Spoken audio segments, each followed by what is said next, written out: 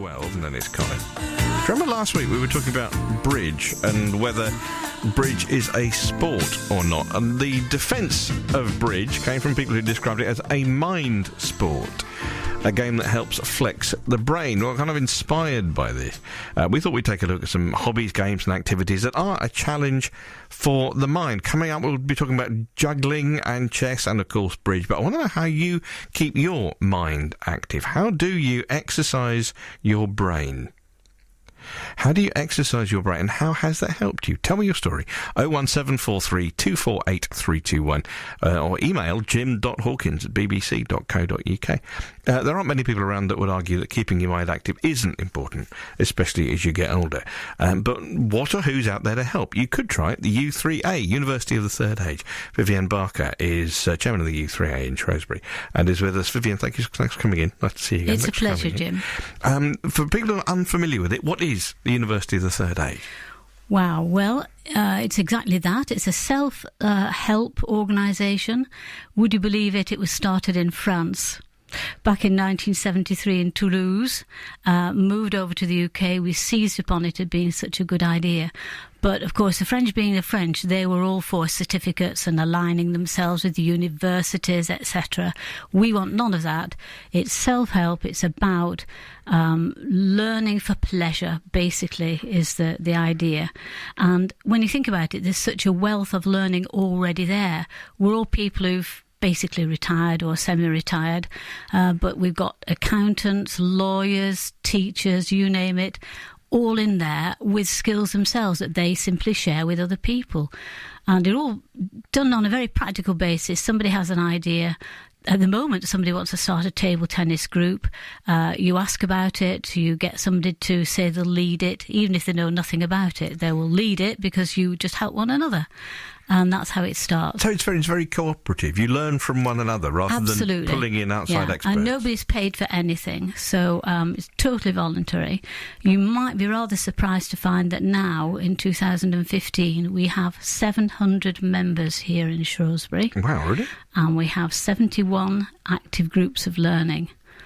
And that learning can be anything. Obviously, mental activity comes to mind, so anything from Mahjong to whist to philosophy.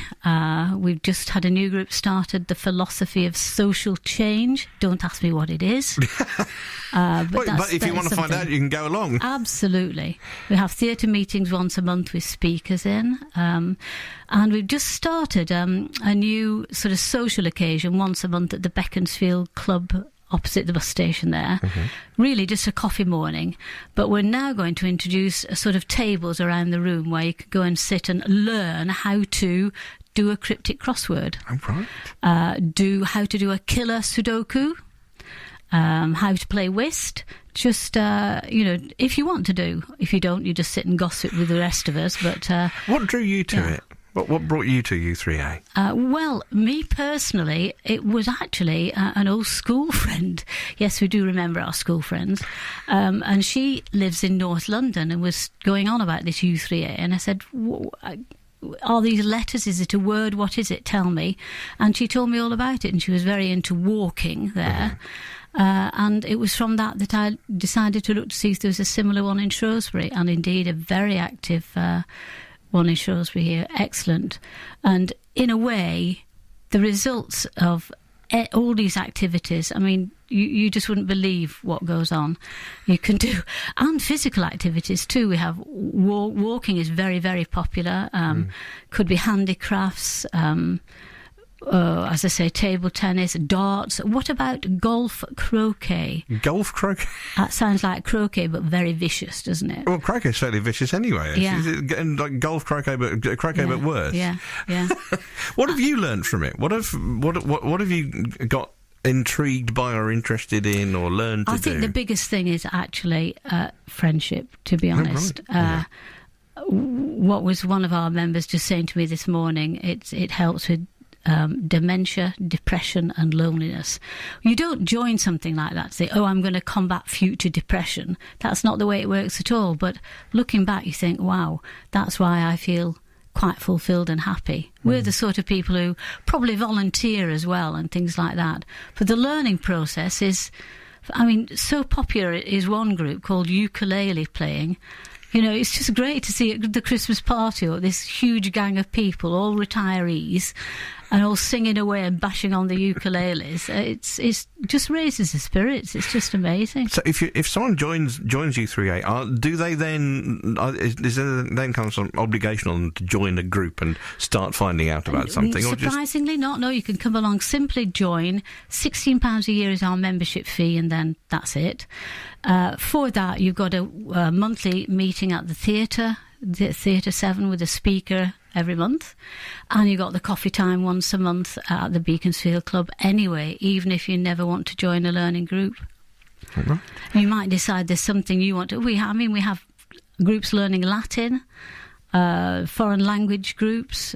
Anything you mention, we can either do it or will do it. What if someone thinks, I haven't got anything to share? I don't have any skills that I can pass on to anyone else. They're probably wrong, but they may feel that way. They are probably wrong, but they can probably go along and learn something themselves. That's the way to start, in a way.